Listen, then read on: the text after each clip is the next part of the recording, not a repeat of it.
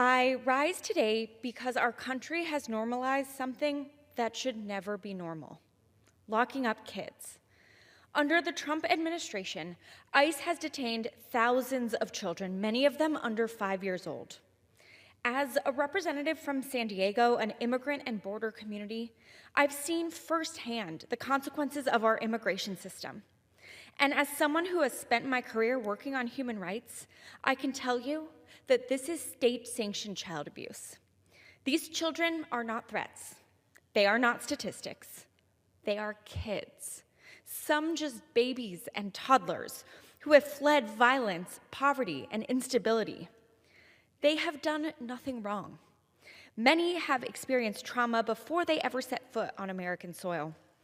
And instead of care, instead of compassion, we are detaining them and traumatizing them for life. And to be honest, I don't actually care what their parents may or may not have done. Children should not be punished for their parents' actions. 2 weeks ago, I went to Dilley Detention Center in Texas, the primary site for family detention in our country. What I saw and what I heard would rattle any parent, and it should disturb everyone.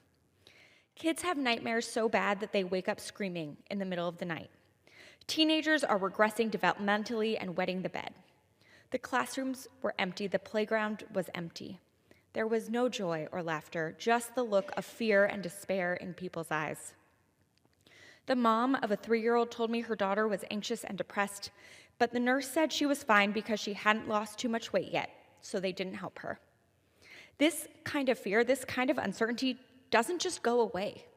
It will follow these kids. It will shape their development and leave lasting scars. And this isn't just my observation. The American Academy of Pediatrics has said for years that detaining children causes toxic stress that can permanently alter brain development. Pediatricians call it institutional harm. When medical professionals are telling us that what we're doing to these kids causes the same neurological damage as physical abuse, we need to stop calling it immigration policy and start calling it for what it is. I know immigration is complicated. I know that there are strong opinions on all sides of this issue. But protecting children should not be controversial. Ensuring that children are treated with dignity and care should not be political or partisan. But apparently it is, because the Republican Party, the so-called pro-family party, is complicit in child abuse. Well, I won't be complicit. My colleagues and I will not be complicit. We need to shut down Dilley and end family detention for good. And we need to reject the idea that locking up children and their parents is an acceptable response to migration. That means Congress needs to do its job and cut off funding for family detention and claw back the $75 billion blank check that was given to ICE and Border Patrol. And while we're at it, not a single committee in this House has held a hearing on conditions inside family detention facilities, not one. Republicans control every gavel in this building, and they have conducted zero oversight of what is being done to children in our government's custody. If they won't do oversight, we will. And when we have the majority, Dilley will be the first place we go.